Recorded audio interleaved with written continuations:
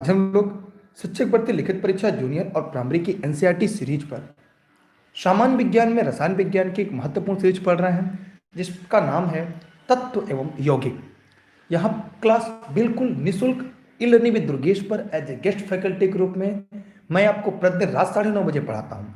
अगर आप सरकारी शिक्षक अध्यापक या अध्यापिका बनना चाहते हैं तो आप कॉपी कलम लेकर इस वीडियो के अंत तक बने रहिएगा, क्योंकि यह सारी वीडियो वो उन प्रश्नों का संग्रह है जो एनसीईआरटी में कक्षा 6 से लेकर 12 तक पूछे गए हैं, जो आपके पाठ्यक्रम में सम्मिलित किया गया है। ये पूरी क्लास अकॉर्डिंग टू पाठ्यक्रम है, पाठ्यक्रम से बाहर ये सिलेबस आपको नहीं है। तो चलिए बिना देरी किए अब हमें अपनी क्लास की शुरुआत करनी चाहिए और हमें इस बात का हमेशा ध्यान रखना चाहिए, हमें केवल सिलेक्शन के लिए पढ़ना है। तो चलिए शुरू करते हैं आपके साथ आज की मैराथन क्लास, शिक्षक भर्ती लिखित परीक्षा जूनियर प्राइमरी साइंस की क्लास।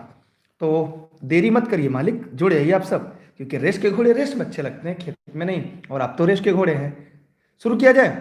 तो पहला अगर हम देखें, सबसे पहले आपके सामने प्रश्न आ रहा है, निम्नलिखित में से कौन सा बेकिंग सोडा है? तो जल्दी से मेरे प्यारे शिक्षक साथियों कमेंट करके बताइएगा, निम्नलिखित में से कौन सा बेकिंग सोडा है? जो भी इस वीडियो को लाइव देख रहे हैं जल्दी से कमेंट करेंगे और कमेंट करने के बाद दिए गए प्रश्न का जवाब देंगे। सभी लोग फटाफट कमेंट करिएगा, जितने भी साथी इस वीडियो को लाइव देख रहे हैं फटाफट कमेंट करिएगा कि बेकिंग सोडा किसे कहते हैं। जल्दी से जवाब दीजिए, जो लोग वीडियो को लाइव देख रहे हैं जल्दी से जवाब दीजिएगा कि बेकिंग सोडा किसे कहते हैं। फटाफट कमेंट करिए, इतने में तो मैं बता दिया होता भाई। थोड़ा तेजी से जवाब दीजिएगा, क्योंकि थोड़ा तेजी से खत्म करना है प्रश्न की, काफ़ी लंबी क्लास हो जाती है और आज की क्लास थोड़ी सी लंबी भी होने वाली है, लेकिन आपके सिलेक्शन से बढ़कर नहीं होगी, ये बात आप जानते रहिएगा। देखिए, अगर पूछा जाए बेकिंग सोडा है तो इसका उत्तर भी बहुत ही आसान होगा कि जो बेकिंग सोडा होता है ये वॉशिंग सोडा से अलग होता है। वॉशिंग सोडा को हम सोडियम कार्बोनेट कहते हैं, लेकिन जो बेकिंग सोडा होता है इसे सोडियम बाई कार्बोनेट कहते हैं। इसे कहते हैं सोडियम बाई कार्बोनेट,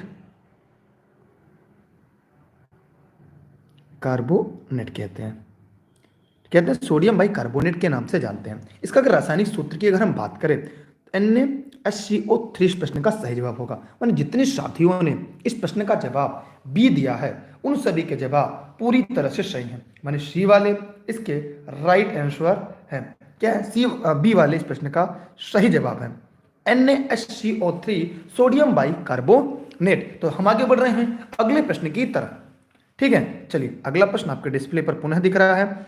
एक कोई व्यक्ति है, यह वीडियो हमारे Facebook page e learning with Durgesh, YouTube channel e learning with Durgesh पर निःशुल्क आप लाइव दे रहे हैं। अगर वीडियो की क्वालिटी में थोड़ी सी कमी हो तो आप इसकी वीडियो की क्वालिटी बढ़ा लीजिएगा।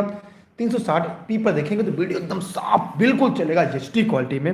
एक व्यक्ति केक पकाता है, केक छोटे छोटे आकार का वह सख्त बनता है, ये कौन सा संगठन डालना भूल गया जिसके कारण केक फूलता है वह हल्का बनता है? बहुत ही इंपॉर्टेंट प्रश्न है। जी हाँ मेरे प्यारे शिक्षक साथियों, जितने लोग इस वीडियो को लाइव देख रहे हैं सभी लोग फटाफट कमेंट करेंगे। यह एनसीईआरटी का प्रश्न है, जैसा कि मैंने आपसे पहले वादा किया था, हम आपको एनसीईआरटी पढ़ाएंगे और एनसीईआरटी सीरीज पर ही हम पूरी तरह से काम करेंगे। ठीक है,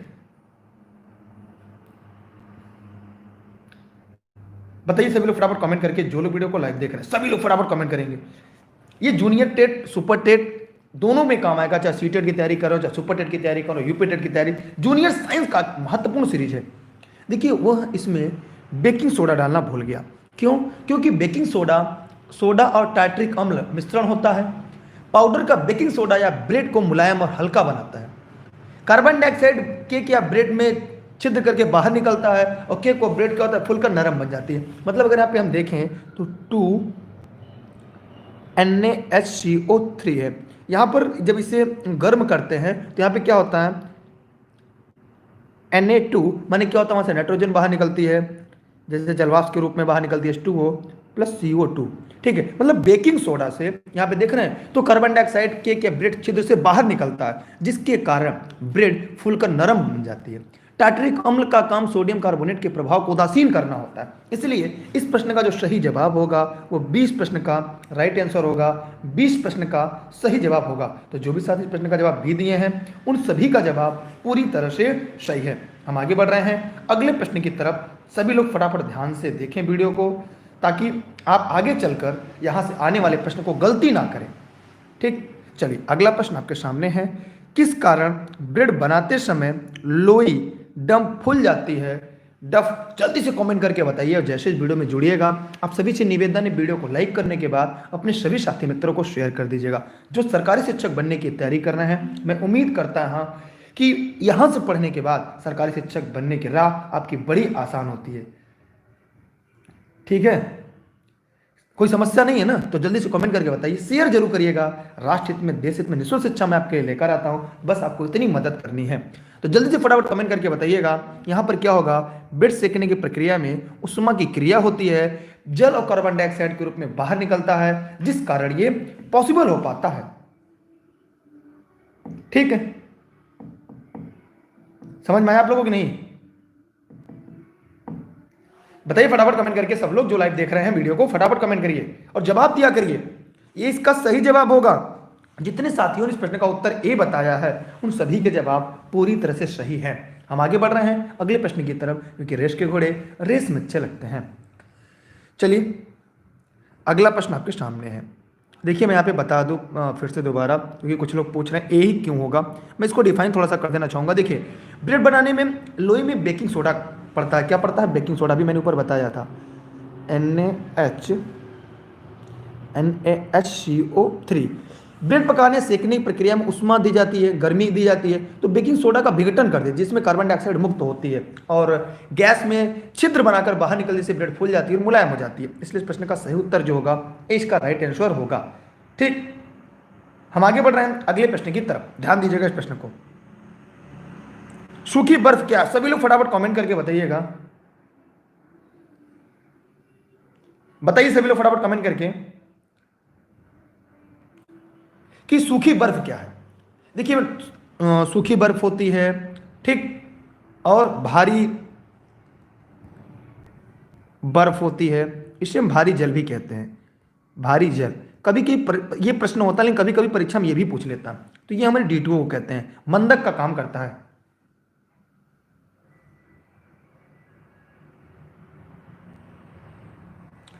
बताइए सूखी बर्फ क्या है? बहुत ही आसान प्रश्न, मैंने कई बार बताया। देखिए ठोस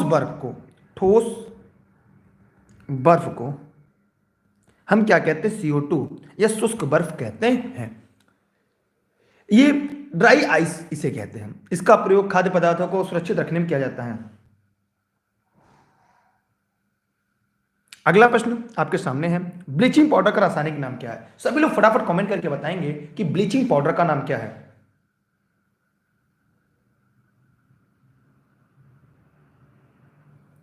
ब्लीचिंग पाउडर का रासायनिक नाम क्या है बताओ? सभी लोग, जो लोग वीडियो को लाइव देख रहे हैं, सभी लोग फटाफट कमेंट करें। देखिए क्लास खत्म होने कुछ देर के बाद इसकी PDF आपको टेलीग्राम पे मिल जाएगी, जिसका लिंक आपको दुर्गेश सर सर्च करके ई-लर्निंग पे दुर्गेश मिलेगा। शिक्षक भर्ती लिखित क्लास 9:30 बजे निःशुल्क आपके लिए चलती है। अन्य क्लासेज की लिंक और PDF आपको टेलीग्राम पे मिल जाएगी। ठीक, चलिए ब्लीचिंग पाउडर का रासायनिक नाम क्या है? सभी लोग फटाफट कमेंट करके बताइएगा, जो लोग वीडियो को लाइव देख रहे हैं। सभी लोग फटाफट कमेंट करें, बहुत जो लोग भी वीडियो को देख रहे हैं सभी साथी फटाफट कमेंट करके बताइए। देखिए अगर हम ब्लीचिंग पाउडर की बात करें तो ब्लीचिंग पाउडर में होगा कैल्शियम हाइपोक्लोराइड होगा। क्या होगा? कैल्शियम हाइपोक्लोराइड होगा। इसका नाम ये कैल्शियम ऑक्सोक्लोराइड होता है। ठीक है, वस्तुतः इसका नाम देखा जाए तो कैल्शियम ऑक्सोक्लोराइड होता है। अगर इसकी रासायनिक सूत्र की बात करें तो CaOCl, ठीक, या ये होता है Ca। ठीक है, अब यहां पे CaOCl2, इसे शुष्क बुझे हुए चूने पर क्लोरीन प्रभावित करने पर ही प्राप्त होता है। इसलिए इस प्रश्न का जो सही विकल्प होगा वो ए होगा। क्या होगा? इस प्रश्न का सही जवाब होगा। क्लियर हुआ? हम आगे बढ़ रहे अगले प्रश्न की तरफ। अगला है पानी के टैंक साफ करने के लिए सफाई कर्मचारी एक सफेद पदार्थ का प्रयोग करता है। पदार्थ में क्लोरीन की गंध तेज होती है। वो पदार्थ क्या? सभी लोग फटाफट कमेंट करें और आपसे निवेदन वीडियो को ज्यादा शेयर करें।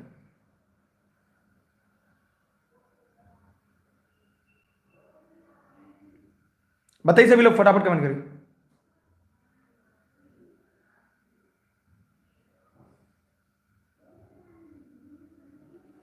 बताइए सभी लोग फटाफट। देखिए इस वीडियो को शेयर करिएगा। देखिए यहाँ पे एक होता है, पहला अगर देखा जाए तो सफेद रंग होता है। दूसरा क्या होता है? क्लोरीन की तेज गंध होती है, क्लोरीन की तेज गंध होती है। तो बताइए क्या होगा, वो पदार्थ क्या होता है? सभी लोग फटाफट कमेंट करें, वो पदार्थ क्या होता है? वो है ब्लीचिंग पाउडर। ध्यान दीजिएगा, जो ब्लीचिंग पाउडर होता है, इन्हें हल्का पीलापन चूर्ण होता है, इसका प्रयोग पेयजल में किया जाता है निष्कीटन के लिए। किसके लिए? निष्कीटन के लिए। निष्कीटन के लिए इसका प्रयोग पीने के जल में होता है। वायु में खुला छोड़ देने पर धीरे धीरे क्लोरीन गैस निकलती है। इसमें सबसे महत्वपूर्ण गुण होता है इसकी विरेचन क्षमता।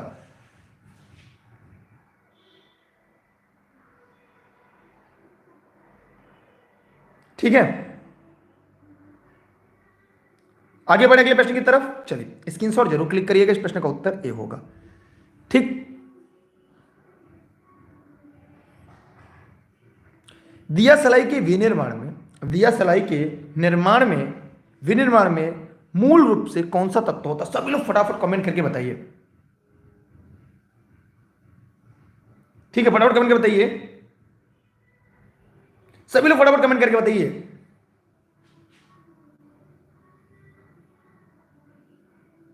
सभी लोग फटाफट कमेंट जरूर करिए भैया ऐसे प्रश्न के लिए। देखिए दिया सलाई जो होती है, माचिस की जिसको डिब्बी कहते हैं, सभी लोग फटाफट जरूर कमेंट करेंगे, क्योंकि शिक्षक भर्ती लिखित परीक्षा की एनसीईआरटी सीरीज है। एनसीईआरटी की निचोड़ है। अगर कक्षा 6 से लेकर 12 तक आप नहीं पढ़ पा रहे हैं तो ये क्लास आप पढ़ लीजिए, कोई जरूरत नहीं होगी। ठीक है, देखिए अगर दिया सलाई की बात की जाए तो इस प्रश्न का उत्तर होगा फास्फोरस होता है। क्या होता है? फास्फोरस। ये फास्फोरस की अगर हम बात करें तो लाल फास्फोरस का प्रयोग करते हैं। कौन से फास्फोरस का? लाल फास्फोरस का प्रयोग किया जाता है। कौन से फास्फोरस का? लाल। लाल फास्फोरस सफेद फास्फोरस से कम क्रियाशील है, सिंपल ताप पर वायु द्वारा ऑक्सीकृत नहीं होता, यह बात जानते रहना चाहिए। इसलिए इस प्रश्न का उत्तर इसका राइट आंसर होगा, इस प्रश्न का सही जवाब होगा। अगला प्रश्न है मैग्नीशियम कार्बोनेट का सूत्र क्या? और सभी लोग फटाफट कमेंट करके बताइए मैग्नीशियम कार्बोनेट का सूत्र क्या होगा? जो लोग वीडियो को लाइव देख रहे हैं सभी लोग फटाफट कमेंट जरूर करिएगा। और ध्यान दीजिएगा, ऑनलाइन क्लास या नोट से संबंधित किसी भी जानकारी के लिए अब दिए गए नंबर पर कॉल या व्हाट्सएप करके जानकारी ले सकते हैं। ये क्लास जौनपुर जनपद के सिराजे हिंद से आपके लिए मेरे द्वारा निःशुल्क देश हित में, राष्ट्र हित में as a guest faculty group में संचालित की जाती है। तो मैं चाहूँगा कि आप सभी लोग इस क्लास के अंत तक बने रहें और अपना अपना बेहतर देते रहें, क्योंकि रेस के घोड़े रेस में अच्छे लगते हैं, खेत में नहीं। और आप सभी रेस के घोड़े हैं, तो जल्दी से बिना देरी किए आप सभी को प्रश्न का जवाब देना है। सभी लोग फटाफट जरूर कमेंट करते रहिएगा। भाई जवाब दीजिए, ये नहीं देंगे जवाब आप लोग। देखिए यहाँ पे इस प्रश्न का उत्तर क्या हो, मैग्नीशियम बाइकार्बोनेट का अगर सूत्र की बात करें तो Mg, ये इस प्रश्न का उत्तर क्या होगा? डी इसका सही जवाब होगा। बहुत सारे लोगों ने इस प्रश्न का उत्तर डी दिया है, तो जिन साथियों ने इस प्रश्न का उत्तर डी दिया है उन सभी के जवाब पूरी तरह से सही हैं। क्या है? उन सभी के जवाब पूरी तरह से सही हैं। चलिए हम आगे बढ़ रहे हैं अगले प्रश्न की तरफ। ठीक है, कोई दिक्कत यहाँ से नहीं है ना? ये जौनपुर जनपद से निःशुल्क आपके लिए चलती है। तो जो लोग फेसबुक पे देख रहे हैं फेसबुक पे शेयर कर दें, जो यूट्यूब पे देख रहे हो यूट्यूब पे शेयर कर, जहाँ भी देख रहे हैं आप शेयर कर दीजिएगा। पैसे नहीं लगते, बस राष्ट्र हित में, देश हित में शेयर करना है। हर गरीब का सपना पूरा होगा। वॉशिंग सोडा है sodium bicarbonate, sodium sulphate, sodium carbonate, व्यंजक चूर्ण, क्या है? सभी लोग फटाफट कमेंट करें, जितने लोग इस वीडियो को देख रहे हैं, बिना देरी के, बिना किसी समस्या के। तो जल्दी से फटाफट कमेंट करिएगा, क्योंकि रेस के घोड़े रेस में अच्छे लगते हैं, खेत में नहीं। आप तो पहले से रेस के घोड़े हैं। जल्दी से कमेंट करके बताइएगा वॉशिंग सोडा क्या है। अब उसके पहले हम लोगों ने बेकिंग सोडा पढ़ा था, बेकिंग सोडा को सोडियम बाइकार्बोनेट कहते हैं, लेकिन अब है वॉशिंग सोडा किसे कहते हैं। जरूर कमेंट करिएगा। जो भी मेरे प्यारे शिक्षक साथी इस देश के निर्माता इस वीडियो को लाइव देख रहे हैं वे जरूर कमेंट करेंगे और कमेंट करके हमें बताएंगे, क्योंकि आपके द्वारा दिया गया प्रत्येक प्रश्न का उत्तर हम सभी को मोटिवेट करता है और आगे बढ़ने पे मजबूर करता है। तो जल्दी से फटाफट कमेंट करिएगा, अपने सभी साथियों को शेयर करिए। प्रतिदिन 9:30 बजे क्लास चलती है, लेकिन आप लोगों ने शेयर नहीं किया लगता है। देखिए इस प्रश्न का सही विकल्प जो होगा सोडियम कार्बोनेट। सोडियम कार्बोनेट होता है। अगर सोडियम बाइकार्बोनेट हो जाएगा तब क्या हो जाएगा? तब वो बेकिंग सोडा हो जाएगा। अगर यहाँ पे कह देता बेकिंग सोडा तो सोडियम बाइकार्बोनेट हो जाता। देखिए तो सोडियम बाई कार्बोनेट, तब क्या हो जाएगा सोडियम बाई कार्बोनेट, NaHCO3 लेकिन यहाँ पे सोडियम कार्बोनेट की बात कर रहा है। अगर हम सोडियम कार्बोनेट की बात करें तो इस प्रश्न का उत्तर क्या होगा, सी होगा। इसका उपयोग वाशिंग सोडा के रूप में जल मृदुकरण में किया जाता है, सोडियम कार्बोनेट डिहाइड्रेट जो होता है, ठीक है।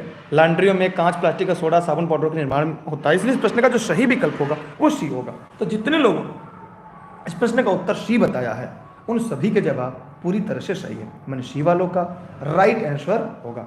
हम आगे बढ़ रहे हैं अगले प्रश्न की तरफ, ठीक है। अगला आपके सामने है कि माचिस के उद्योग में प्रयोग किए जाने वाला रसायन क्या। ऊपर अभी हम लोगों ने इस पर चर्चा किया था। मैं उम्मीद करता हूं जितने लोग इस वीडियो को लाइव देख रहे हैं किसी का भी प्रश्न यहाँ से गलत नहीं होगा, चाहे इस वीडियो को फेसबुक पे देख रहे हैं, चाहे आप इसे यूट्यूब पे देख रहे हैं, जहां भी देख रहे हैं, मैं उम्मीद करता हूं आपसे एक भी गलती नहीं होगी, ठीक। सभी लोग फटाफट कमेंट करें। जितने लोग वीडियो को लाइव देख रहे हैं उतने लोगों ने अभी तक वीडियो को शेयर और लाइक नहीं किया है। भाई लिख पैसे नहीं कटेंगे, आप सरकारी शिक्षक बनाने के लिए हम आपके लिए इतनी मेहनत करते हैं कि बटन दबा दिया करिए, सेल्फ मोटिवेशन मिलता है। बस ये लगता है कि हाँ मैं बेहतर पढ़ा रहा हूँ, मैं मेहनत कर रहा हूँ, बस इतना ही होता है। तो बस लोगों तो पहुँचाया करिए, फेसबुक ग्रुप में, यूट्यूब की वीडियो को अपने व्हाट्सएप ग्रुप पे अपने साथियों तक पहुँचाना चाहिए बस। देखिए यहाँ पे इस प्रश्न का उत्तर होगा पोटेशियम क्लोरेट होगा। क्या होगा, पोटेशियम क्लोरेट होगा। इसको कहते हैं हम KClO3, ठीक। कहीं इसका प्रयोग किया जाता है, पोटेशियम क्लोरेट का प्रयोग किया जाता है, पोटेशियम क्लोरेट का प्रयोग किया जाता है। इसलिए इस प्रश्न का उत्तर ए होगा। जिन साथियों ने इस प्रश्न का उत्तर ए दिया था उन सभी का जवाब पूरी तरह से सही है। मैंने आपको बताया ये पूरा एनसीईआरटी है। अगर आप एनसीईआरटी सीरीज नहीं पढ़ पा रहे हैं, एनसीईआरटी बुक्स नहीं पढ़ पा रहे हैं, तो ये वीडियो आपके लिए रामबाण की काम करेगी। इसलिए इस बात को जरा भी हल्के में मत लीजिएगा। हम आगे बढ़ रहे हैं अगले प्रश्न की तरफ। अगला प्रश्न आपके सामने है, यहाँ पे थोड़ा सा मिलान करना है। चलिए मैं आपकी मदद करता हूँ। जियोलाइट का प्रयोग पानी को मृदुकरण बनाने में किया जाता है। किसको, इसलिए यहाँ पर हो जाएगा ए। फिर यहाँ पे है प्लास्टर ऑफ पेरिस। तो प्लास्टर ऑफ पेरिस जो है वो धुलाई का कार्य करता है, मतलब यहाँ पर आपका हो जाएगा बी। अल्ट्रा मरीज, ठीक है, अल्ट्रा मशीन जो होता है, अल्ट्रा मरीज जो होता है ये धुलाई के काम में आता है, ठीक। कहाँ से काटना, कार्बोरेंट से हो जाएगा, इसका मतलब इसका होगा डी। अब आपको समझ में आ गया, अब अपने हिसाब से आगे हम लोग कर लेंगे, ठीक। समझ में आया किसी को, कोई दिक्कत नहीं है ना। चलिए इस प्रश्न का उत्तर किसी ने बताया अभी कमेंट करके, पोटेशियम फास्फेट होगा। जी नहीं, पोटेशियम क्लोरेट होगा, ठीक है, पोटेशियम क्लोरेट KClO, ठीक है, पोटेशियम क्लोरेट होगा। हम आगे बढ़ रहे हैं अगले प्रश्न की। यहाँ पे देखिए, चाहे तो आप इस प्रश्न की स्क्रीनशॉट कर सकते हैं अपने हिसाब से, इसे कलर, क्योंकि आजकल ऐसे प्रश्न ट्रेंडिंग में बहुत ज़्यादा आते हैं। अगला प्रश्न आपके सामने शायद आपको दिख रहा होगा, सभी लोग जो लोग वीडियो को देख रहे हैं, यहाँ पर कह रहा है कि सोडियम को जल में डालने पर कौन सी गैस निकलेगी। बहुत ही इंपॉर्टेंट, बहुत ही यूनिक प्रश्न है। सभी लोग फटाफट जरूर कमेंट करके बताएंगे कि सोडियम को जल में डालने पर कौन सी गैस निकलती है। जितने लोग इस वीडियो को लाइव देख रहे हैं सभी साथी जरूर फटाफट कमेंट करेंगे, कमेंट करके दिए गए प्रश्न का सही जवाब देंगे। गलती हो गया तब भी दीजिएगा। कुछ लोग कहते हैं सर मुझसे गलत हो जाएगा, मैं इस प्रश्न का जवाब नहीं दूंगा, तो ऐसा मत सोचिएगा, जरूर जवाब दिया करिए, सही या गलत, क्योंकि रेस के घोड़े रेस में अच्छे लगते हैं, खेत में नहीं। और अब तो रेस के घोड़े हैं मालिक। सोडियम को जल में डालने पर कौन सी गैस निकलती है, जरूर कमेंट करिएगा। सभी लोग फटाफट कमेंट करिएगा, गलत या सही बताइए सभी लोग। यार सरकारी शिक्षक बनने की तैयारी कर रहे हैं आप लोग, ऐसे नहीं होगा। जी हाँ, इस प्रश्न का उत्तर होगा हाइड्रोजन। इस प्रश्न का सही जवाब क्या होगा, हाइड्रोजन इसका राइट आंसर होगा। देखिए, अगर क्षार धातुएं जल में तीव्रता से अभिक्रिया करके हाइड्रोजन गैस निकालती हैं। अगर हम यहाँ पे देखें, जैसे 2Na+2H2 है, जब हम इसे क्रिया कराते हैं तो क्या हो जाएगा, ये 2NaOH+। इस प्रश्न का उत्तर क्या होगा, हाइड्रोजन। क्या होगा, हाइड्रोजन इस प्रश्न का सही जवाब होगा। जिन साथियों ने दिया है, पता है जिसको साइंस में दिक्कत होती है, मोहम्मद तारिक जी बहुत बहुत धन्यवाद आपका। तो हमने ये देखा कि हाइड्रोजन जो है यहाँ से ऊपर की तरफ जा रहा है। तो एक बात आपको थोड़ा सा समझना चाहिए, जो लोग वीडियो को लाइव देख रहे हैं, कि सोडियम को जल में डालने पर कौन सी गैस निकलती है, हाइड्रोजन निकलती है। और अगर सरकारी शिक्षक बनने जा रहे हैं, अगर आपको साइंस वीक है, साइंस से डर लगता है, तो मेरी क्लास को पूरा पढ़ लीजिएगा। उसका सबसे बड़ा फायदा ये होगा कि प्रश्न का उत्तर आपको याद हो जाएगा और इससे बाहर परीक्षा में नहीं पूछा जाएगा। इस बात की 100% गारंटी है, क्योंकि हम आपको प्रश्न बनाने के लिए बहुत ही मेहनत करते हैं एनसीईआरटी में। ठीक है, हम आगे बढ़ रहे हैं अगले प्रश्न की तरफ। अगला प्रश्न है आपके सामने, किस अम्ल का उपयोग सीसा संचालन बैटरी में किया जाता है? बहुत ही यूनिक प्रश्न है, तो जो लोग वीडियो को लाइव देख रहे हैं जरूर कमेंट करिएगा, चाहे आप फेसबुक पे, चाहे यूट्यूब पे, जहां भी आप देख रहे हैं कमेंट जरूर करिएगा। सभी लोग फटाफट जरूर कमेंट करिए, जितने लोग देख रहे हैं। शेयर करें या ना करें, लाइक करें या ना करें, जवाब जरूर दीजिएगा, ये जीवंत कक्षा लगनी चाहिए। ठीक, जितने लोगों ने वीडियो को लाइक और शेयर किया, ईश्वर कर अगले शिक्षक भर्ती में उनके स्थान जरूर फिक्स हो। और अनलाइक करने वाले भगवान करे पूरी जिंदगी ऐसे करते रह जाए, क्योंकि उनका यही काम है। अच्छे लोग अगर बेसिक शिक्षा में आएंगे तो अच्छा काम करेंगे, बुरे लोग आएंगे तो यहाँ पे बुराई फैलाएंगे। और हम चाहते हैं कि बेसिक शिक्षा में गरीब परिवार के बच्चे पढ़ते हैं, हर वर्ग का बच्चा पढ़ता है, तो अच्छे लोग को जरूरत है हमारे बेसिक शिक्षा परिवार को। तो ऐसे लोग का स्वागत है। और अनलाइक करने वाले भगवान उनको जिंदगी भर ऐसे ही बनाए रहे, उनको इसी तरह हर हरकत करते रहे। किस अम्ल का उपयोग सीसा संचालन में किया जाता है? आप लोग अच्छे लोग हैं, आप लोग को नहीं, आप लोग तो बेसिक शिक्षा परिवार का नाम ऊपर ले जाएंगे। यहाँ पे बताइए किस अम्ल का उपयोग किया जाता है? इसका उत्तर होगा सल्फ्यूरिक अम्ल। क्या होगा? सल्फ्यूरिक अम्ल। मतलब इस प्रश्न का उत्तर ए होगा। तो जितने लोगों ने इस प्रश्न का उत्तर ए दिया है उन सभी के जवाब सही होंगे। कैसे? देखिए, यहाँ पर सल्फ्यूरिक अम्ल जब हम लेते हैं सीसा संचालन में, शीशे के 2 प्लेट समूह होते हैं। इन प्लेट समूह में जालियाँ कटी रहती हैं। इन जालियों के बीच एक लिथार्ज होता है। अगर लिखना चाहे तो लिख लीजिएगा, लिथार्ज। लिथार्ज जिसे हम पीबीओ का सल्फ्यूरिक एसिड से बना पेस्ट भर देते हैं। किससे? सल्फ्यूरिक एसिड, माने H2SO4 सल्फ्यूरिक एसिड का इसमें पेस्ट भर देते हैं। सेल सल्फ्यूरिक अम्ल भरा जाता है, मतलब सेल में सल्फ्यूरिक अम्ल भरा जाता है। क्या भरा जाता है? सल्फ्यूरिक अम्ल भरा जाता है, लिथार्ज। ठीक है, क्या भरा जाता है? सल्फ्यूरिक अम्ल, सल्फ्यूरिक एसिड भरा जाता है। ठीक है, इसलिए इस प्रश्न का उत्तर जो होगा वो ए इसका राइट आंसर होगा। तो जितने साथियों ने ध्यान से पढ़ा होगा उन्होंने इस प्रश्न का उत्तर आसानी से दे लिया होगा। ठीक है, ठीक, दिक्कत कोई समस्या हो तो कमेंट जरूर पूछिएगा, क्योंकि मेरा उद्देश्य आपका सिलेक्शन है, बस उद्देश्य है आपका सिलेक्शन। चलते हैं अगले प्रश्न की तरफ। तो चलिए अगला प्रश्न हमारे बीच है, कैल्शियम कार्बाइड पर जल डालने पर क्या होगा? जल्दी से फटाफट कमेंट करके बताइए, कैल्शियम कार्बाइड पर जल डालने पर क्या होगा? सभी लोग फटाफट कमेंट करिए, जो लोग इस वीडियो को लाइव देख रहे हैं सभी लोग फटाफट कमेंट करिएगा, सभी लोग फटाफट कमेंट करिए।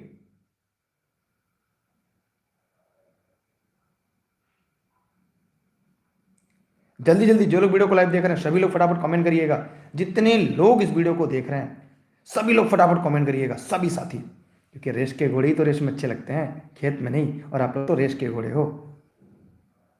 बताइए सभी लोग फटाफट कमेंट करके। नहीं बताएंगे आप लोग? चलिए, अगर आप नहीं बताएंगे तो देखिए मेरा काम क्या है, मैं तो इसीलिए तो हूँ क्योंकि हम आपको सिलेक्शन तक हर हाल में पहुँचाएंगे। देर सबेर जब भी होगा जरूर पहुँचाया जाएगा। ध्यान देने योग्य बात है, कैल्शियम कार्बाइड पर अगर हम पानी डालते हैं, जल डालते हैं, देखिए यहाँ पे क्या होता है, ये CaC2 प्लस इसमें 2H2 डालेंगे तो यहाँ पे क्या होगा, बस CaOH का 2 प्लस C2H2। थोड़ी मेरी राइटिंग गड़बड़ है, यहाँ पे क्या होगा, एसिटिलीन होगा, एसिटिलीन होगा। और यहाँ पे ये क्या होगा, ये कैल्शियम कार्बाइड होगा। ये क्या है? कैल्शियम कार्बाइड है। मेरे पास पानी मिला रहे हैं तो क्या होगा, इसलिए इस प्रश्न का होगा एसिटिलीन होगा। क्या होगा? एसिटिलीन। क्या होगा? एसिटिलीन होगा। ठीक है, मीथेन को मार्स गैस कहते हैं। क्या कहते हैं इसे? मार्स गैस कहते हैं। धान के खेत से, दलदली क्षेत्रों से मवेशी जब जुगाली करते हैं तब वहाँ से निकलती है। इसलिए इस प्रश्न का जो सही विकल्प होगा वो सी होगा। क्या होगा? सी होगा। क्या सबको समझ में आ गया? जितने लोग इस वीडियो को लाइव देख रहे थे सभी लोग जरा फटाफट कमेंट करिए।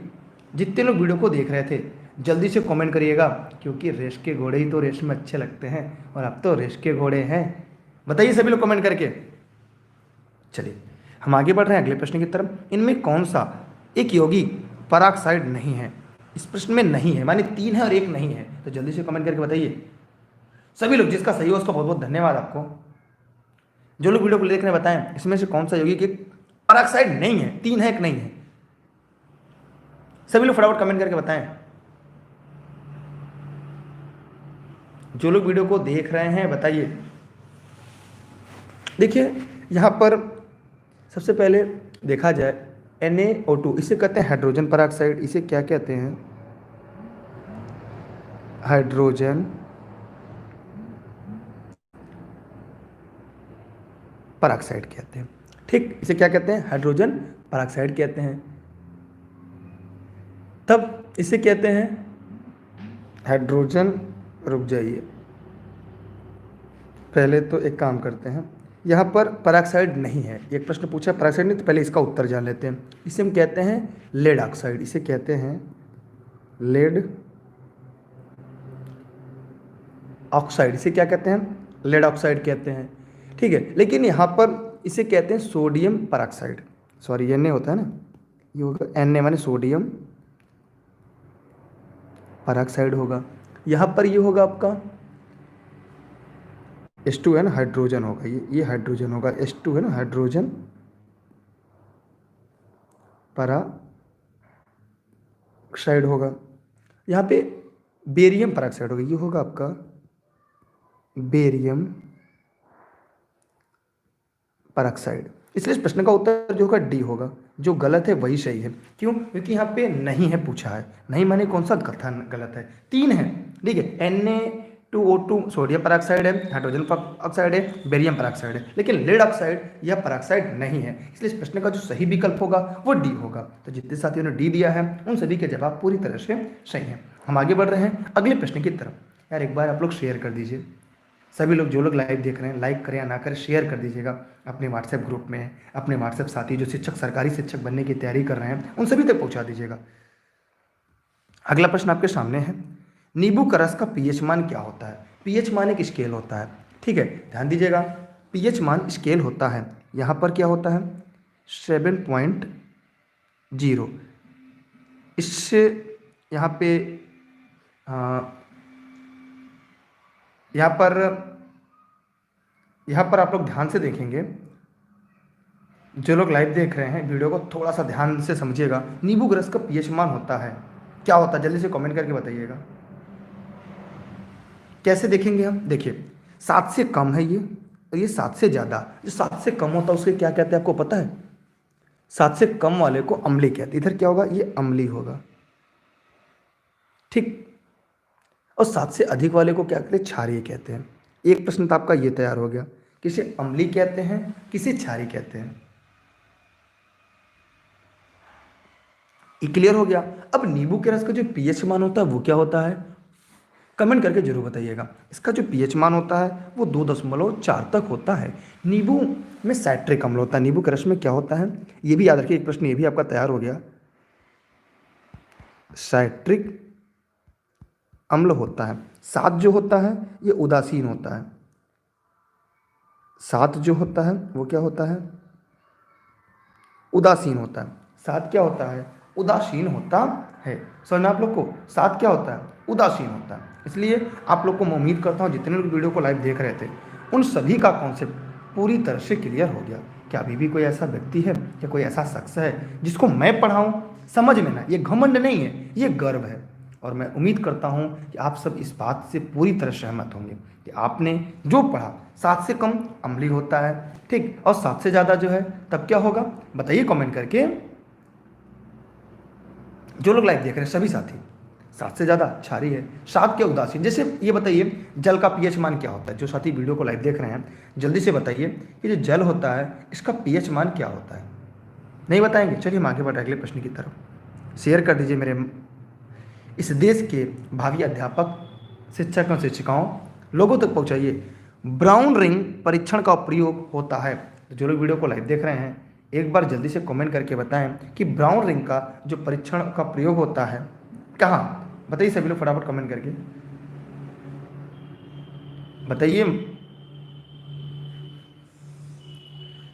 चलिए अगर आप नहीं बताते हैं तो हम आपको बताएंगे, क्योंकि हमारा उद्देश्य ही है कि आपको पढ़ाना, आपको सिलेक्शन के नज़दीक ले जाना।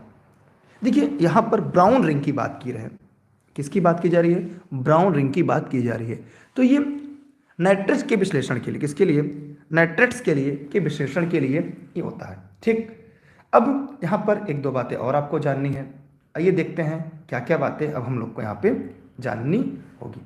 पहली बात तो नाइट्रेट परीक्षण का रासायनिक परीक्षण जो किसी भी विलयन में नाइट्रेट आयनों की उपस्थिति ज्ञात करने के लिए किया जाता है। ब्राउन रिंग परीक्षण एक आम नाइट्रेट परीक्षण है। ये कैसा है? ये एक आम नाइट्रेट परीक्षण। ये बात आप लोग अच्छी तरह से जानते रहिएगा, क्योंकि यहाँ से अगर आप गलती करते हैं तो कहीं ना कहीं आप अपनी परीक्षा में एक बड़ी त्रुटि करते हैं। और मैं उम्मीद करता हूँ आप हमेशा इस बात को समझेंगे और हमेशा इस बात को जानते रहेंगे। चलिए बिना देरी के और आगे बढ़ते हैं अगले प्रश्न की तरफ हम। अगला प्रश्न है सोडा वाटर क्या है? तो जो भी मेरे प्यारे शिक्षक साथी इस वीडियो को लाइव देख रहे हैं वे जरूर कमेंट करके बताएंगे। सभी लोग, जो लोग भी इस वीडियो को देख रहे हैं, बताइए सोडा वाटर क्या है? जल्दी जल्दी बताइएगा। सभी लोग फटाफट कमेंट करिए, जितने लोग इस वीडियो को देख रहे हैं, क्योंकि रेस के घोड़े रेस में अच्छे लगते, खेत में नहीं। और आप तो पहले से रेस के घोड़े हैं। बताइए जल्दी से कमेंट करके सभी साथी, बताइए। नहीं बताएंगे? चलिए, आप नहीं बताएंगे तो देखिए मेरा काम यही है बताना, आपको सिलेक्शन के नज़दीक ले जाना। ठीक है, हाँ कोई बात नहीं, कोई बात नहीं। हाँ कुछ लोग सही बता रहे हैं, कुछ अच्छा अलग अलग विकल्प। हाँ ये तो इतना तो रहता है कि कुछ लोग अलग अलग विकल्प बताएंगे, लेकिन सबको प्रयास करना है। कुछ इसमें साइंस के स्टूडेंट हैं, कुछ आर्ट के भी हैं, सभी तरह के स्टूडेंट इस वीडियो को लाइव देख पा रहे हैं। तो मेरा उद्देश्य है कि ये सभी साथी जितने भी इस वीडियो को देख रहे हैं वे सभी कमेंट जरूर किया करें, और मैं आपके कमेंट भी पढ़ ले रहा हूँ। देखिए अगर सोडा वाटर की बात करें तो ये है एक क्लोराइड है। ये क्या है? एक प्रकार का कोलाइड है। Soda water, carbonate water, club soda, sparkling water के नाम से जाना जाता है। इसे कई नाम है, आइए जानते हैं। इसे हम सोडा वाटर कहते हैं, कार्बोनेट वाटर कहते हैं, क्या कहते हैं लिखना चाहें लिख लीजिएगा। इसे हम कार्बोनेट वाटर कहते हैं, इसे हम क्लब सोडा कहते हैं, क्लब सोडा के नाम से जानते हैं। इंपॉर्टेंट है आपके लिए, स्पार्कलिंग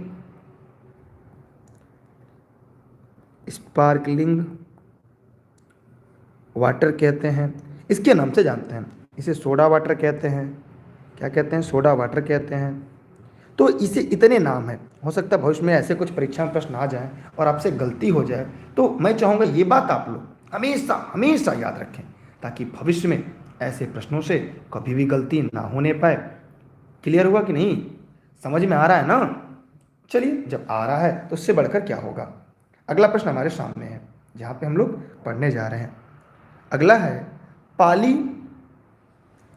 विनाइल क्लोराइड का उपयोग कहाँ होता है? तो जल्दी से जो साथी इस वीडियो को लाइव देख रहे हैं तो जल्दी से फटाफट बिना देरी के कमेंट करके बता दें। जो भी साथी इस वीडियो को देख रहे हैं वे सभी कमेंट करके जरूर बता दें, सभी साथी, कि पॉली विनाइल क्लोराइड का उपयोग कहाँ होता है। तो जल्दी जल्दी बताइए सभी साथी, बताइए सभी साथी लोग, जितने लोग देख रहे हैं बताइए भैया। चलिए नहीं बताते हैं तो हम तो बताएंगे ही।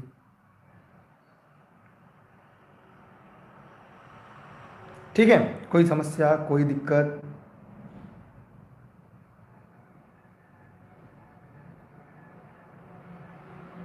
ठीक है,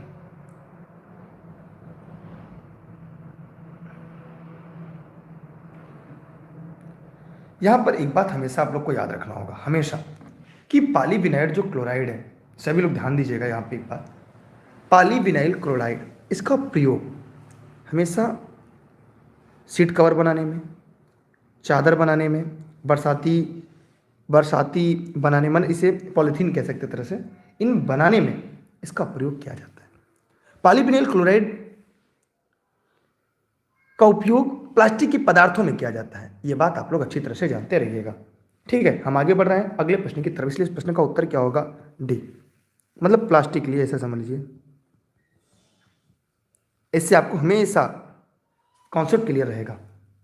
ठीक, चलिए, मिल्क ऑफ मैग्नीशिया क्या? सभी लोग फटाफट कमेंट करेंगे। ये एनसीईआरटी का प्रश्न है, अगर आपने एनसीईआरटी पढ़ा होगा तो जरूर बताइएगा कि मिल्क ऑफ मैग्नीशिया क्या है।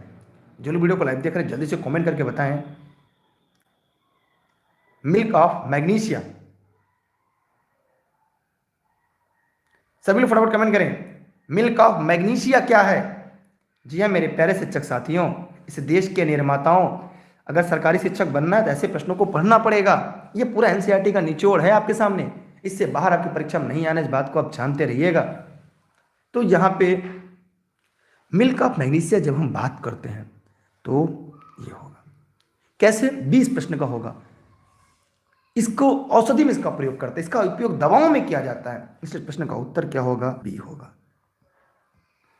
हम आगे बढ़ रहे हैं अगले प्रश्न की तरफ। कौन सा क्षारीय ऑक्साइड है? सभी लोग फटाफट कमेंट करें। ये वीडियो फेसबुक पेज पर, यूट्यूब पर निःशुल्क आप लाइव देखते हैं प्रति रात 9:30 बजे। इसके अलावा बहुत सारी classes C TET, UP TET, super TET, DSSB की चलती हैं। वो टेलीग्राम पे दुर्गेश सर सर्च करके सभी लोग, जो लोग अभी तक टेलीग्राम नहीं ज्वाइन किए सभी लोग ज्वाइन कर लेंगे। देखिए निम्नलिखित में से कौन सा क्षारीय ऑक्साइड है? ये एनसीईआरटी है, हमेशा रोज आपके लिए नए प्रश्न मिलेंगे जो प्राय परीक्षा में आपको नहीं मिलते। तो बताइएगा, ये कक्षा 6 से अगर हम बात करें तो क्लास 6 to 12 तक का है। कौन सा क्षारीय ऑक्साइड है? जल्दी से कमेंट करें। जो लोग साइंस फैकल्टी होंगे बता लेंगे, आर्ट वालों को दिक्कत होती है। यहाँ पे पूछा है क्षारीय, तो अगर हम क्षारीय की बात करते हैं, सभी लोग ध्यान से देखिएगा, Na2 वो होता है।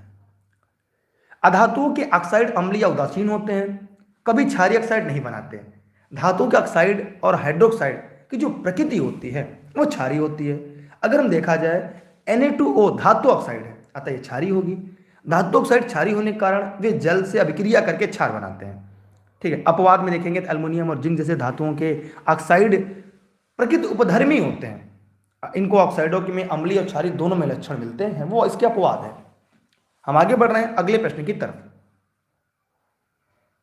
चलिए, ऐसे प्रश्न पढ़िए जो आपको परीक्षा में पूछे जाए, हमेशा नए प्रश्न। एल्युमिनियम सल्फेट का प्रयोग कहां किया जाता है? सभी लोग फटाफट कमेंट करके बताइए। जो लोग इस वीडियो को लाइव देख रहे हैं सभी साथी फटाफट कमेंट करें, एल्युमिनियम सल्फेट का प्रयोग किया जाता है, बताइए कहां किया जाता है? हाँ, सभी लोग इसे नोट करते रहें। सभी लोग, जो लोग लाइव देख रहे हैं, एल्युमिनियम सल्फेट का प्रयोग किया जाता है, सभी लोग बताएं एल्युमिनियम सल्फेट का प्रयोग किया जाता है। देखिए, कपड़ों की छपाई में, आग बुझाने में, इसलिए उपयुक्त दोनों शीर्ष प्रश्न का सही जवाब होगा। जितने साथियों ने इसका उत्तर सी दिया है, जितने भी इस देश के भावी अध्यापक अध्यापिकाओं ने इस प्रश्न का उत्तर सी दिया है, उनके जवाब पूरी तरह से सही हैं। यहाँ पे ध्यान देने योग्य बातें हैं आपकी कि एल्युमिनियम सल्फेट का प्रयोग कपड़ों में, छपाई में, आग बुझाने में, दोनों में करते हैं। एल्युमिनियम सल्फेट जो होता है वो सोडियम बाइकार्बोनेट के साथ रासायनिक फोम का निर्माण करता है, जिसका इस्तेमाल आग बुझाने के लिए भी किया जाता है। इसलिए इस प्रश्न का उत्तर सी है। एक बार आप लोग इस प्रश्न को अपने सभी साथी मित्रों तक शेयर कर दीजिएगा। 10-10 लोगों को शेयर अगर आप प्रतिदिन करेंगे, 10 साथी को जोड़ेंगे जितने लोग लाइव हैं, यकीन मानिए ये उत्तर प्रदेश की सबसे बड़ी सरकारी शिक्षक बनाने वाली संस्था बनेगी। बस आपका साथ ऐसे ही बना रहे। समुद्र के जल में क्या पाया जाता है? देखिए, अगर इस प्रश्न का उत्तर एकदम आसान है, ध्यान से आप लोग को देना, सभी लोग जो लोग वीडियो को लाइव दे रहे हैं। देखिए, अगर यहाँ पे क्लोरीन विकल्प में होता, मान लीजिए यहाँ पर कोई विकल्प होता ई, वो होता क्लोरीन, तब उसका उत्तर हम क्लोरीन लगाते हैं, लेकिन यहाँ पर नहीं दिया, इसलिए इस प्रश्न का उत्तर आयोडीन लगाएंगे। इसलिए इस प्रश्न का उत्तर क्या होगा? डी होगा। समुद्र के जल में आयोडीन पाया जाता है और आयोडीन युक्त नमक हमें खाना चाहिए, स्वास्थ्य के लिए भी लाभप्रद होता है। इसलिए इस प्रश्न का उत्तर जो सही होगा वो डी होगा। तो डी वालों का राइट आंसर है, डी वालों का सही जवाब है। इसके पहले की सीरीज में हमने इस प्रश्न को कराया था और मैंने वहां पे इस बात को स्पष्ट रूप से बताया था। कोई दिक्कत, समस्या हो तो आप पूछ सकते हैं, मेरा उद्देश्य आपका सिलेक्शन है। चलिए, अगला आपके सामने है, निम्न में से साधारण नमक कौन सा है? बहुत ही इंपॉर्टेंट, बहुत ही यूनिक प्रश्न है। सभी लोग फटाफट कमेंट करें। देखिए, ऑनलाइन क्लास या नोट से संबंधित KVS DSSB कोई भी जानकारी चाहिए तो ये लर्निंग विद दुर्गेश के ऑफिस का नंबर है, यहाँ पे आप जानकारी ले सकते हैं। मेरे द्वारा पूरी तरह से क्लास निःशुल्क चलता है, राष्ट्र हित में, देश हित में, और उसके लिए आप लोग टेलीग्राम पे दुर्गेश सर सर्च करके ई लर्निंग विद दुर्गेश पर जरूर जुड़िएगा, क्योंकि फ्री क्लास, अन्य class, TET, CTET, super TET की निःशुल्क लाभ आपको मिलता रहे। साधारण नमक क्या, मैंने ऊपर इसको पढ़ाया था, मैं उम्मीद करता हूँ आपका गलत नहीं होगा। उसे हम कहते हैं NaCl, सोडियम क्लोराइड। इस प्रश्न का राइट आंसर होगा। सोडियम क्लोराइड को साधारण नमक कहते हैं। माने ध्यान दीजिएगा, इस प्रश्न का जो सही विकल्प है वो ए इस प्रश्न का राइट आंसर है। जी हाँ मेरे प्यारे शिक्षक साथियों, इस देश के निर्माताओं, इस प्रश्न का जो सही विकल्प है वो ए इसका राइट आंसर है। ए इस प्रश्न का सही जवाब है। हम आगे बढ़ रहे हैं अगले प्रश्न की तरफ। अगला प्रश्न आपके सामने है, सल्फ्यूरिक अम्ल का एनहाइड्राइड है। एकदम नया प्रश्न है, यूनिक प्रश्न है। सल्फ्यूरिक में यहाँ पे ध्यान से देखना है, सल्फ्यूरिक अम्ल का एनहाइड्राइड है। मैंने आपसे पहले वादा किया हम आपको नए प्रश्न लेकर आएंगे। जो लोग इस वीडियो को देख रहे हैं वे इस बात को समझें, ठीक है। आप नोट्स भी बनाते चलिए, बहुत अच्छा लगा आप लोग के साथ। हम आपके प्रश्न का जवाब अंत में देंगे, अभी आप लोग केवल पढ़ते रहिए। देखिए सल्फ्यूरिक अम्ल का एनहाइड्राइड की बात करें तो यहाँ पर आप ये देखेंगे इस प्रश्न का जो सही विकल्प होगा वो बी होगा, SO3। SO3 क्या होता है? सल्फर ट्राई ऑक्साइड होता है। इसका क्या होता है? ये होता है आपका sulphur try oxide. Sulphur try oxide होता है, ठीक है। क्या होता है? सल्फर ट्राई ऑक्साइड होता है, SO3। अगर सल्फ्यूरिक अम्ल क्या होता है? ध्यान दीजिएगा, H2SO4 ये सल्फ्यूरिक अम्ल होता है। सल्फर डाइऑक्साइड क्या होता है? SO2 ये होता है sulphur dioxide. Sulphur dioxide होता है, ठीक है। समझ गए आप लोग ना, ये आप लोग जानते रहिएगा। सल्फ्यूरिक अम्ल का एनहाइड्राइड है SO3 सल्फर ट्राई ऑक्साइड, इसलिए प्रश्न का जो सही विकल्प होगा वो 20 का राइट आंसर होगा। आप लोग को समझ में आ रहा है ना। हम आगे बढ़ रहे हैं अगले प्रश्न की तरफ। कोई दिक्कत कोई समस्या पूछ सकते हैं। अगला है अम्ल वर्षा किनके पर्यावरण प्रदूषण बनती है? सभी लोग फटाफट कमेंट करें। यह video Facebook page, YouTube e learning with Durgesh पर लाइव निःशुल्क आपके लिए चलता है प्रतिदिन रात 9:30 बजे। अम्ल वर्षा किनके पर्यावरण प्रदूषण से बनती है? जो लोग वीडियो को लाइव देख रहे हैं जल्दी जल्दी कमेंट करें और जवाब दें। अम्ल वर्षा किनके पर्यावरण प्रदूषण से बनती है? सभी लोग फटाफट कमेंट करें, बताइए सभी लोग फटाफट कमेंट करके। देखिए अगर हम अम्ल वर्षा की बात करेंगे तो यह नाइट्रस ऑक्साइड, सल्फर डाइऑक्साइड दोनों से मिलकर बनती, ठीक है। ये एसिड बनने का काम करता है। नाइट्रस ऑक्साइड और सल्फर डाइऑक्साइड की मात्रा बढ़ जाने से पानी मिलकर एसिड बनाते हैं, ठीक है। इसलिए इस प्रश्न का जो सही विकल्प होगा वो डी का राइट आंसर होगा। मैंने जितने लोगों ने इस प्रश्न का उत्तर डी दिया है उन सभी के जवाब पूरी तरह से सही है। मैंने डी वालों का राइट आंसर होगा। अगला प्रश्न है, नींबू में कौन सा अम्ल होता है? तो सभी लोग फटाफट कमेंट करेंगे, कमेंट करके दिए गए प्रश्न का जवाब देंगे कि नींबू में कौन सा अम्ल होता है।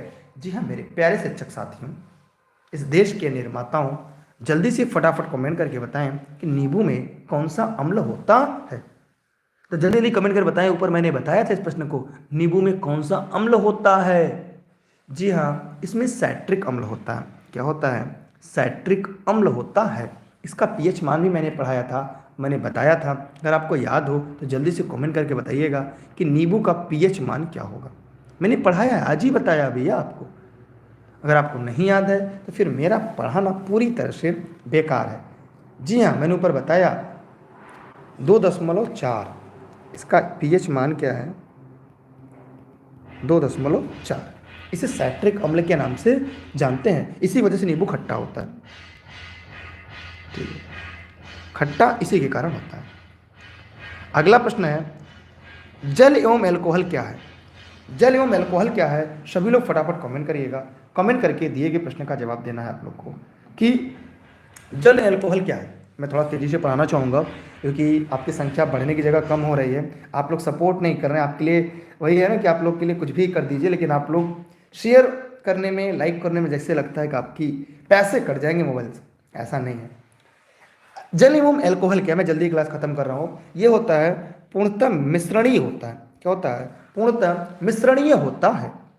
अल्कोहल के अणु जल के अणु की तुलना में छोटे होते हैं। जब इन दोनों तरल पदार्थों को मिला दिया जाता है तो पूर्ण समांगी विलयन होते हैं। कैसे विलयन होते हैं? समांगी, जैसे नींबू पानी का हो गया, नींबू चीनी पानी का हो गया, ऐसे ही। अगला है, तेलों एवं वसाओं का क्षारीय जल अपघटन कर देता है। साबुन एवं किसके द्वारा? जल्दी से कमेंट करिएगा, मैं थोड़ी सी तेज पढ़ाऊंगा क्योंकि आप लोग सपोर्ट नहीं कर रहे हैं। तो बताइए फटाफट कमेंट करके इस प्रश्न का उत्तर क्या होगा। बहुत आसान उत्तर है, ये पूरा एनसीईआरटी, मैंने आपसे कहा था ना एनसीईआरटी है, ग्लिसरॉल है। क्या है? ग्लिसरॉल। इस प्रश्न का उत्तर क्या होगा? ए इसका सही जवाब होगा। ठीक है, हम आगे बढ़ रहे हैं अगले प्रश्न की तरफ। अगला प्रश्न है CH3OH किसका रासायनिक सूत्र है? तो जल्दी से कमेंट करके बताइएगा इसका क्या होगा। सभी लोग फटाफट कमेंट करके बताइए। एकदम आसान सा प्रश्न है, ये एनसीईआरटी मैंने आपसे बताया एनसीईआरटी साइंस है। अगर हम क्लास की बात करें तो क्लास 6 to 12 है। ठीक, बताइए क्या होगा। ये होगा मैथिल एल्कोहल। क्या होगा इसका उत्तर? मैथिल एल्कोहल होगा। जी हाँ मेरे प्यारे शिक्षक साथियों, देश के निर्माताओं, इस प्रश्न का जो सही जवाब होगा वो बी होगा, मैथिल एल्कोहल। ये पूरा अकॉर्डिंग टू सिलेबस है, चाहे आप जूनियर शिक्षक भर्ती की तैयारी कर रहे हो, चाहे आप UP TET C TET junior science की और मैथ्स से तैयारी कर रहे हो, या सरकारी शिक्षक बनने के लिए शिक्षक भर्ती केवीएस की तैयारी कर रहे हो, डीएसएसबी की, सुपर टेट की, सभी के लिए रामबाण है ये। अगला प्रश्न है आपके तरफ, 25 डिग्री सेल्सियस पर उदासीन विलयन पीएच है, क्या है? देखिए मैंने यहाँ पे एक बात बताया था, जैसे यहाँ अगर हम पीएच की बात करें तो यहाँ पर जो होता है 7.0, ये उदासीन होता है। ये क्या? उदासीन है। अगर इससे छोटा है तो अम्लीय है, इससे ज़्यादा है तो क्षारीय। ये बात आप लोग को पता है। ये कहाँ से होता है? ये 0 से 7 और ये 14 तक होता है। ये बात आप लोग जानते हैं ना। उदासीन विलयन का जो पीएच मान होता है वो हमेशा 7.0 होता है। प्रश्न पूछने का तरीका देखिए, खाली सोचिए, ऐसे ऐसे प्रश्न भी मैं आपको करा रहा हूँ। सोचिए कितना बेजोड़ प्रश्न पूछा गया था आपके लिए। तो बताइए कमेंट करके, समझ में आया आप लोग को? 0 से 7 तक अम्लीय होता है, 7 उदासीन होता है और 7 से 14 क्षारीय होता है। कोई दिक्कत, किसी कोई समस्या? देख रहे हैं, ये केवल केवल हम लोग को गुमराह करने के लिए, ताकि अभ्यर्थी इस प्रश्न को गलत करें। बाकी अन्य कोई भी लॉजिक यहाँ पर नहीं है। हम आगे बढ़ें, आप लोग संतुष्ट हैं? ठीक है, चलिए हम आगे बढ़ा अगले प्रश्न की तरफ। स्क्रीनशॉट चाहे तो कर सकते हैं आप। वायु प्रदूषण का सबसे मुख्य कारण क्या है? थोड़ा तेज से पढ़ाइएगा, हम पढ़ाते हैं आपको। वायु प्रदूषण का सबसे मुख्य कारण क्या है? यहां पे दिए गए प्रश्न के आधार पर बताइए क्या होगा। अभी मैंने बताया वाहनों से निकलने वाला धुआं जिसे कहते हैं कार्बन मोनोऑक्साइड।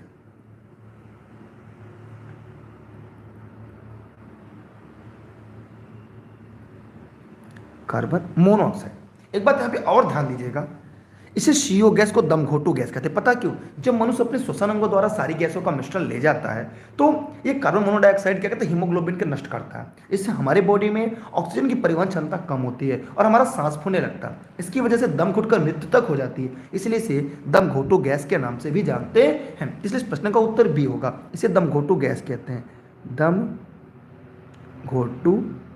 गैस के नाम से भी जानते हैं। हम आगे बढ़ रहे हैं अगले प्रश्न की तरफ, इसका उत्तर बी होगा। अगला प्रश्न है आपके सामने, निम्नलिखित में से कौन बड़े शहरों की वायु को प्रदूषित करता है? सभी लोग फटाफट कमेंट करिएगा, कमेंट करके दिए गए प्रश्न का जवाब दीजिएगा। सभी लोग, जितने लोग वीडियो को लाइव देख रहे हैं, बताइए सभी लोग फटाफट कमेंट करके। भाई शेयर मत करिए, लेकिन जवाब तो दे सकते हैं आप लोग ना, लाइव जो है। देखिए यहाँ लेड के साथ मिलकर लेड ऑक्साइड बनता है जो बहुत ही खतरनाक होता है। आगे हम लोग शिक्षक भर्ती परीक्षा में और यूपी टेट सी टेट में भी इसका अध्ययन करेंगे। इसका उत्तर क्या होगा? बी इसका सही जवाब होगा। मैंने जितने साथियों ने इस प्रश्न का उत्तर बी दिया है उन सभी के जवाब पूरी तरह से सही हैं। मैंने बी वालों का राइट आंसर होगा। हम आगे बढ़ रहे हैं अगले प्रश्न की तरफ। अगला प्रश्न है, सामान्य एल्कोहल के ऑक्सीकरण से क्या बनता है? बताइए आप लोग, सामान्य एल्कोहल के ऑक्सीकरण से क्या बनता है? सभी लोग बताइए, जो लोग वीडियो को लाइव देख रहे हैं। सामान्य एल्कोहल, एथिल एल्कोहल के ऑक्सीकरण से क्या बनता है? एसिड बनता है, अम्ल बनता है। क्या बनता है? एसिड बनता है। सामान्य एल्कोहल कि ऑक्सीकरण समान एल्कोहल को क्या कहते हैं पता है आपको? C2H2 C2H5 होता है ना, H5OH, इसे हम एथिल एल्कोहल कहते हैं। इसे ही हम सामान एल्कोहल कहते हैं, सामान एल्कोहल कहते हैं। इस प्रश्न का उत्तर क्या होगा? सी। इसे क्या बनता है? एसिड बनता है। ऑक्सीकरण से क्या बनता है? एसिड बनता है। ठीक है, इसलिए इस प्रश्न का उत्तर क्या होगा? सी इसका राइट आंसर होगा। जितने लोगों ने सी बताया है उन सभी के जवाब पूरी तरह से सही है। सरकारी शिक्षक बनना है।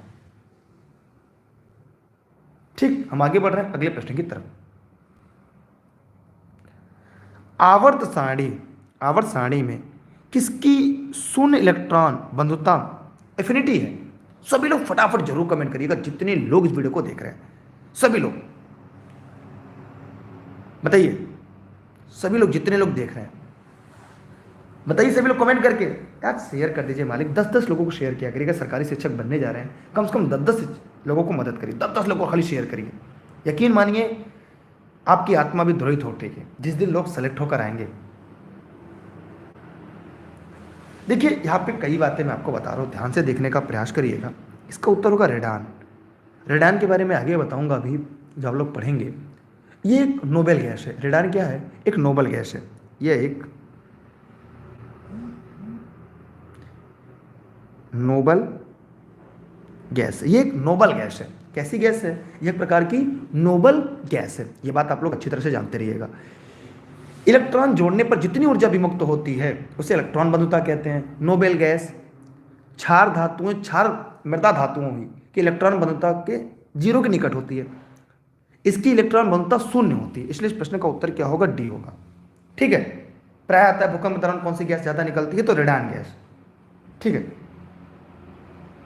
हम आगे बढ़ रहे हैं अगले प्रश्न की तरफ। कोई दिक्कत हो तो पूछ सकते हैं। अगला है आवर्त सारणी में सबसे हल्का तत्व क्या है? जितने लोग इस वीडियो को लाइव देख रहे हैं सभी लोग फटाफट कमेंट करेंगे, कमेंट करके जवाब देंगे। ठीक, बताइए। देखिए अगर हम लिथियम का परमाणु भार देखें तो 6.941। ठीक है, इसलिए इस प्रश्न का उत्तर क्या होगा? लिथियम। ए इसका सबसे सही जवाब होगा। ये रट लीजिएगा सभी लोग, जितने लोग वीडियो को लाइव देख रहे हैं रट्टा मार दीजिएगा। सिलेक्शन लेना, सरकारी शिक्षक बनना है आपको।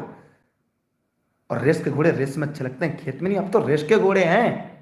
हम आगे बढ़ रहे हैं अगले प्रश्न की तरफ। थोड़ा सा तेजी से खत्म किया जाए क्योंकि आप लोग शेयर नहीं कर रहे हैं, वीडियो को लोगों तक नहीं पहुंचा रहे। यूरिया क्या है? सभी लोग फटाफट कमेंट करके बताएं यूरिया क्या है। जितने लोग इस वीडियो को लाइव देख रहे हैं एक बार सभी कमेंट करके बताएं, जितने लोग इस देश के सरकारी अध्यापक अध्यापिका इस वीडियो को देख रहे हैं बताइए यूरिया क्या है? ये नाइट्रोजन के उर्वरक है। क्या है? ये नाइट्रोजन के उर्वरक है। ये नाइट्रोजन का सुविधाजनक स्रोत है। इसलिए इस प्रश्न का सही जवाब डी होगा। समझ में आ रहा है ना आप लोग को जो लाइव देख रहे हैं? चलिए हम और आगे बढ़ रहे हैं। 9:30 बजे आप लोग लाइव आ जाया करिए। देखिए अगला प्रश्न है, निम्न में किसमें सार्वत्रिक विलायक है? देखिए क्लास 9:30 बजे चलती है शिक्षक भर्ती की। अन्य classes UP TET, C TET, super TET पूरा दिन चलती हैं। ये निःशुल्क क्लास मेरे द्वारा सुपर टेट स्पेशल 9:30 बजे आता है। इसके लिंक के लिए टेलीग्राम पे यहाँ पे लिंक होगा, उससे जुड़ लीजिएगा, या डिस्क्रिप्शन में लिंक से जुड़िएगा, या टेलीग्राम पे सर्च करके जुड़िएगा। वहाँ पे सारी प्रैक्टिस सेट की सीरीज, निःशुल्क क्लास सब कुछ आपको मिल जाएगा। तो सार्वत्रिक विलायक कहते हैं, तो इसे यूनिवर्सल सॉल्वेंट कहते हैं। कौन? पानी को। किसको? पानी को।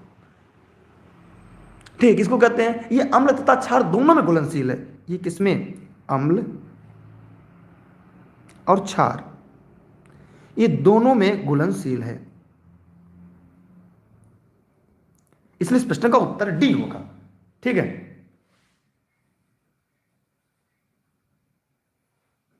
ठीक, समझ में आया आप लोग को? चलिए ये क्या होगा? अम्ल और क्षार ये दोनों घुलनशील है। क्लियर? कोई डाउट किसी को? कोई समस्या ना? इस प्रश्न का उत्तर क्या होगा? डी इसका सही जवाब होगा। चलिए हम आगे बढ़ रहे हैं अगले प्रश्न की तरफ। स्क्रीनशॉट क्लिक कर लीजिएगा। चलिए, तो यह आज के लिए आखिरी प्रश्न था। आप सभी लोग ऑनलाइन क्लास या नोट से संबंधित किसी भी जानकारी के लिए ई लर्निंग विद दुर्गेश के ऑफिस के नंबर पर व्हाट्सएप या कॉल करके जानकारी ले सकते हैं। UP TET, C TET, super TET, ये पूरी तरह से निःशुल्क क्लास चलती है। आप सभी लोग अगर अन्य सभी क्लास चाहिए तो टेलीग्राम पे या फेसबुक पेज पर ई लर्निंग विद दुर्गेश पर दुर्गेश सर सर्च करके जुड़ सकते हैं। ठीक है, सभी क्लासेज यहाँ से निःशुल्क मिलेंगी। और UP TET, C TET, super TET, ये क्लास आपके लिए 9:30 बजे चलती है प्रतिदिन। अपने मोबाइल में अलार्म लगा लीजिए अगर आपको 9:30 बजे पढ़ना है। आप बात से ध्यान दीजिएगा, ये जो है, अगर हीरा की बात करें तो हीरा कार्बन का अपरूप होता है। हीरा क्या है? कार्बन का अपरूप है, कार्बन का अपरूप होता है। ठीक है, ये इंपॉर्टेंट है। सूर्य में सबसे ज्यादा हाइड्रोजन है, हाइड्रोजन टूटकर हीलियम बना है। अगर सूर्य में सबसे ज्यादा हाइड्रोजन है, उसके बाद हीलियम है, अन्य एक गैस है। ठीक है, मैग्नेटाइट है, Fe3O4 को मैग्नेटाइट कहते हैं। आप लोग को शायद पता होना चाहिए। मैग्नेटाइट एक पूछा जाता है, मैं कुछ की पॉइंट लिखवा देता हूँ जो मुझे याद है। मैग्नेटाइट, हो सकता है परीक्षा मैग्नेटाइट पूछ दे, तो ये होता है Fe3O4 को मैग्नेटाइट कहते हैं। ग्रेफाइट जो होता है ये भी कार्बन का प्रूफ होता है। हीरा, हीरा और ग्रेफाइट, जिसको पेंसिल से लिखते हैं आप। ठीक है, मीथेन रंगहीन गंधहीन गैस होती है, हाइड्रोजन कार्बन से मिलकर बनती है, एसिटिक एसिड। ठीक है, श्वेत फास्फोरस कहाँ रखा जाता है, किसी को पता है? श्वेत फास्फोरस, श्वेत फास्फोरस कहाँ रखा जाता है? पानी में। कहाँ रखते हैं इसे? पानी में रखते हैं। इसे पानी में रखा जाता है। कहाँ रखा जाता है? पानी में रखा जाता है। ये जहरीला होता है, हवा में संपर्क में आते ही जल जाता है, इसलिए इसे पानी में रखते हैं। ठीक है, कहाँ रखते हैं? ये बहुत ही जहरीला होता है। क्लियर? और कुछ सवाल आपका? जो लोग वीडियो को लाइव देख रहे हैं जरा कमेंट करके बता दें कि आप लोग को समझ में आ गया या कोई दिक्कत है, कोई समस्या है तो आप हमसे पूछ सकते हैं। एक बार नहीं, जितनी बार आपको समस्या होगी उतनी बार हम आपको बताएंगे, क्योंकि रेस के घोड़े रेस में अच्छे लगते हैं और खेत में नहीं। अब तो ऐसे ही रेस के घोड़े हैं। तो आपको मन में कोई डाउट हो, कोई प्रश्न हो तो पूछ सकते हैं। ये क्लास आपके लिए प्रतिदिन ई लर्निंग विद दुर्गेश पर निःशुल्क लाइव चलती है। कॉन्सेप्ट क्लियर हो गया? चलिए चलते हैं, बाय बाय। अभी तक अगर आपने वीडियो को शेयर नहीं किया है तो ज़रूर शेयर कर दीजिएगा। ठीक, किसी भी नोट्स, क्लास, सीटेड, यूपीटेड, सुपरटेड, केवीएड, डीएसएसबी, इस ये ई लर्निंग विद दुर्गेश के ऑफिस का नंबर है, यहीं पर आप संपर्क करके सारी जानकारी ले सकते हैं। चलते हैं, bye bye, best of luck, जय हिंद, जय भारत, वंदे मातरम। ठीक है, चलते हैं तब। आज की क्लास को खत्म होती है, फिर मिलते हैं अगले दिन अगले एक नए टॉपिक की तरफ, क्योंकि रेस के घोड़े रेस में अच्छे लगते हैं, खेत में नहीं, और आप रेस के घोड़े हैं। जय हिंद, जय भारत। अभी तक अगर वीडियो को लाइक नहीं किया तो लाइक करने के बाद शेयर जरूर करिएगा अपने सभी साथियों को, व्हाट्सएप के स्टेटस पे भी डाल दीजिएगा, और कुछ प्रश्नों के स्क्रीनशॉट अपने लगा भी सकते हैं। ठीक है, चले तब। ठीक है, बाय बाय। हाँ, फेसबुक पे e learning with Durgesh, Instagram, Twitter.